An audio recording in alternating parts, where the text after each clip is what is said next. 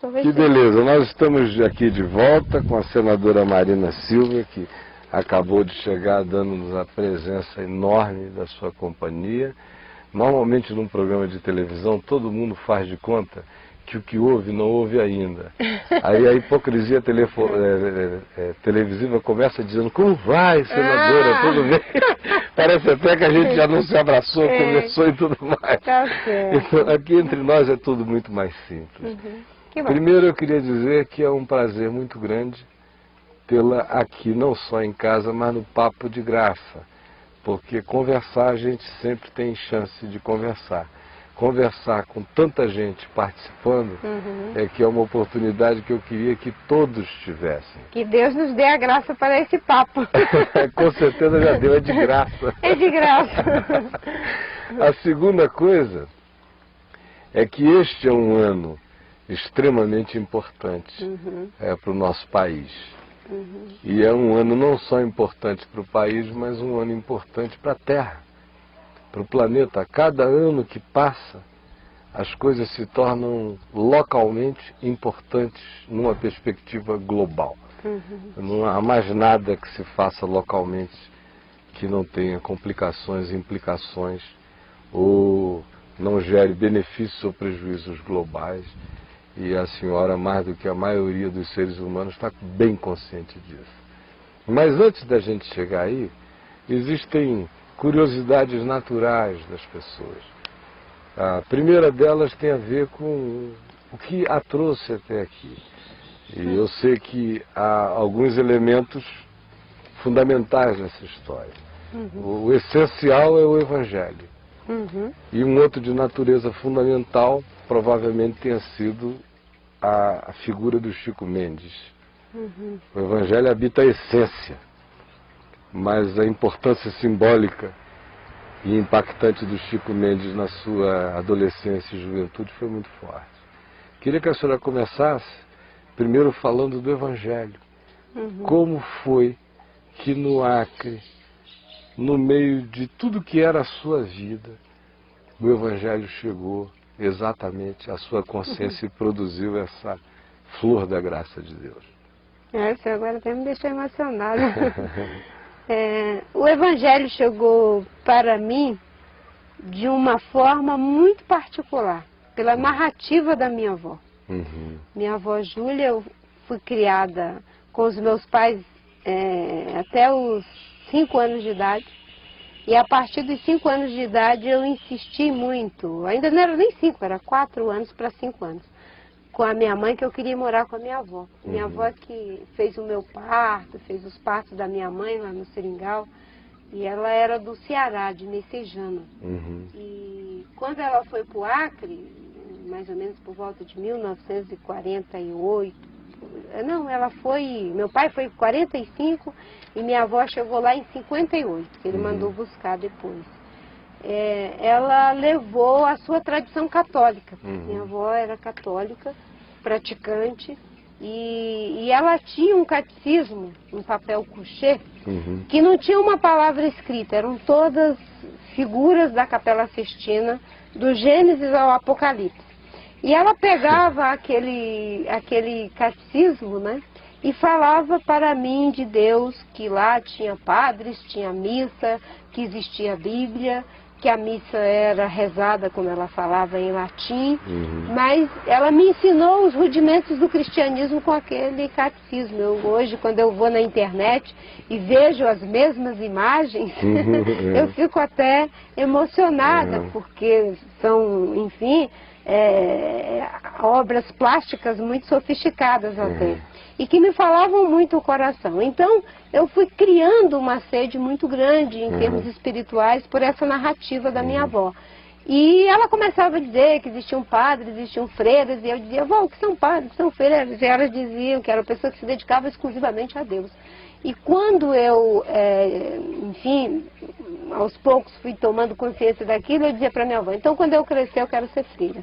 E ela dizia: minha filha, freira não pode ser analfabeta. E eu nem sei de onde ela tirou isso, porque depois eu conheci muitas freiras antigas que eram analfabetas. Acho que Deus já estava operando ali, né? E eu fui colocando dentro de mim que eu tinha um empecilho para superar, que era essa história do analfabetismo. E eu coloquei dentro do meu coração que um dia eu ia aprender a ler para poder ser freira.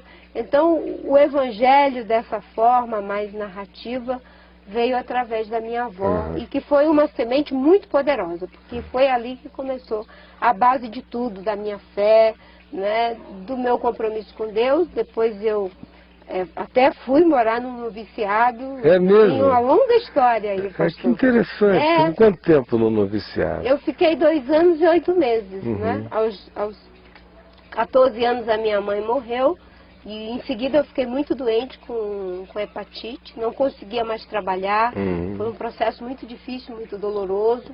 Minha irmã mais velha havia se casado depois da morte da minha mãe, e eu era uma espécie de chefe da família, né, junto com meu pai. Só que quando eu peguei essa hepatite, não teve um diagnóstico, porque não tinha médico naquele tempo no Seringal, não tinha posto de saúde, não tinha médico, não tinha nenhum tipo de assistência, né? Isso era que ano? Isso foi mais ou menos por volta de 75, né? E final de 74 já, início de 75. Aí passaram os guardas da malária, e meu pai falou que eu estava doente, que ele achava que era malária.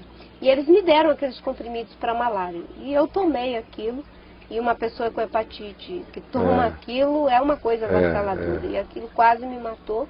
E a partir daí eu fui ficando muito doente. Não conseguia mais trabalhar, não conseguia... E foi ficando muito triste, né? Hoje eu sei que era depressão, porque eu não conseguia mais fazer as coisas que eu fazia. Eu trabalhava em tudo, né? Na roça, extraía o látex na estrada de seringa, cuidava da casa, fazia de tudo que uma pessoa que mora na floresta, né, faz. E aí eu comecei, bem, já que eu estou doente, eu vou pedir para o meu pai para ir para a cidade, para cuidar da minha saúde e estudar para ser freira. E um belo dia, meu pai estava fazendo o chiqueiro de um porco, e eu estava segurando uns pregos, uma latinha assim para ele, bem magrinho, fraquinho ali do lado dele.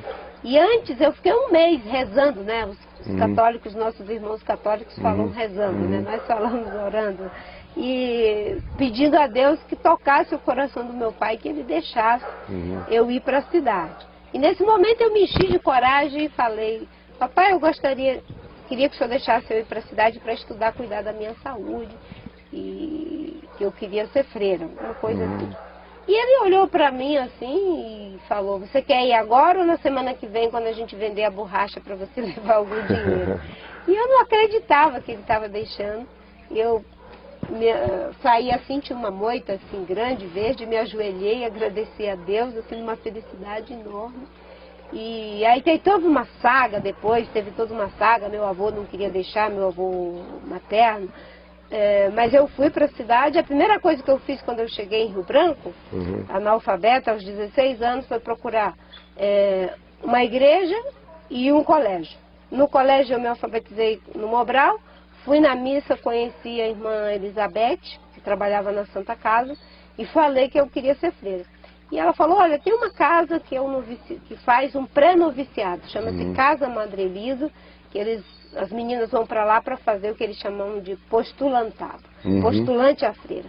E nesse postulantado eu fiquei 8 anos, que coisa. 2 anos e 8 meses, né? E com as servas de Maria Reparadora. E o que me fez mudar de opinião foi o contato com a teologia da libertação. Sim. Aos 17 anos para 18 anos, num curso dado na paróquia, que ficava perto dessa casa, eu conheci o Clodovis Boff, irmão do Leonardo, depois eu conheci também, e o Chico Mendes. E aí eu me encantei com os valores, o que defendia a teologia da libertação, e comecei a entrar num conflito. Bem, eu estou indo para o Rio de Janeiro ser freira numa proposta mais conservadora, e de repente tem um grupo aqui que está fazendo um evangelho vivo, defendendo os índios, defendendo os seringueiros, as comunidades de periferia, e aquilo foi a semente de tudo. De fato, né, o evangelho e o Chico Mendes estão na raiz desse processo. Então você tinha 16 anos quando conheceu o Chico Mendes? 17 anos. 17 anos. Eu saí, na verdade, do Seringal para a cidade aos 16 anos.